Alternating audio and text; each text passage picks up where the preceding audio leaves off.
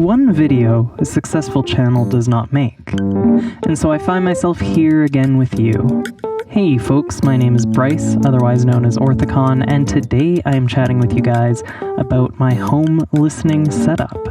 My turntable is a Thorens TD160 Mark I. Thorens is a Swiss manufacturer of turntables, and this particular model was manufactured between 1972 and 1976. The first thing you notice about this table is its minimalist design and its beautiful wooden plinth. Actually, finding one of these tables with the original dust cover intact is really quite rare.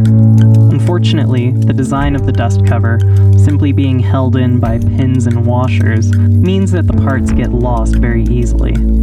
My cartridge is the Audio-Technica AT440 MLB, and it sounds really beautiful. Some people have criticized this cartridge for being a little harsh in the higher end of the frequency spectrum.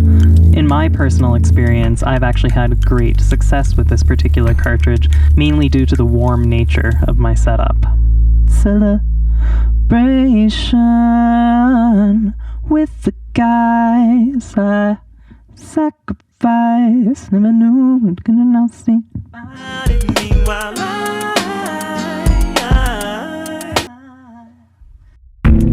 Both the platter and the tone arm of this table are actually suspended on a gimbal system that allows for both horizontal and vertical movement. The biggest drawback of this system in my experience is that unless you're in a carpeted room, the stylus will actually pick up your footsteps. It's a minor inconvenience, and it'll be sussed out as I move into a bigger and better space down the line.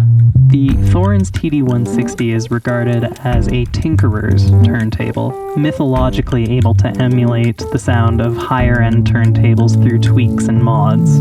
This scares me off a little bit. I could certainly see myself one day down the line opening it up, but for now, it's serving my setup wonderfully. Next up is my amplifier, which is the Marantz 1515. These were produced from 1978 to 1980, and this was a really amazing find from a local shop. It may not have been a crazy deal, but it was certainly a fair price for a really clean piece of kit. Last but not least, we have our speakers, and these are the JBL 4301B studio monitors. Production of these guys started in 1973, and they actually found a lot of popularity in broadcast control rooms. It seems fitting for me because I actually worked in television for about 6 years prior to taking my current position. Unfortunately, while I was working at the TV station, I actually passed up the opportunity to inherit a couple of the bookshelf-sized JBL studio monitors. I'm really kicking myself for that one to this day. These are a particularly good near-field monitor, which makes sense given the broadcast background. Control rooms are usually quite cramped and have to fit a lot of people, and typically a few different sound sources. Needless to say, these have been a fantastic set of speakers in all of the places that I've lived so far. I have to thank my dad in particular because he's the one who actually gifted me each of these components with the exception of the amplifier. He has since moved up to a far nicer system, so it is nice that I was able to repurpose the very first hi-fi setup that he had ever invested in. Given that I don't exclusively listen to old records, it is kind of funny to throw a release from 2017 onto a table that's over 40 years old. But in my eyes, my setup resembles something of a post-war North America, reveling in economic growth, a veteran rediscovering his Benny Goodman records, or the kid in high school who worked his ass off over 2 summers just to afford the equipment. Such is the allure of the hi-fi. I am not an audiophile. I'm lucky in that I fell into good circumstances and salvaged equipment that would otherwise not have a home. As far as I'm concerned, everyone's listening habits are uniquely their own. It isn't my place to frown upon those who don't conform to an arbitrary rule set that governs how people should listen to vinyl.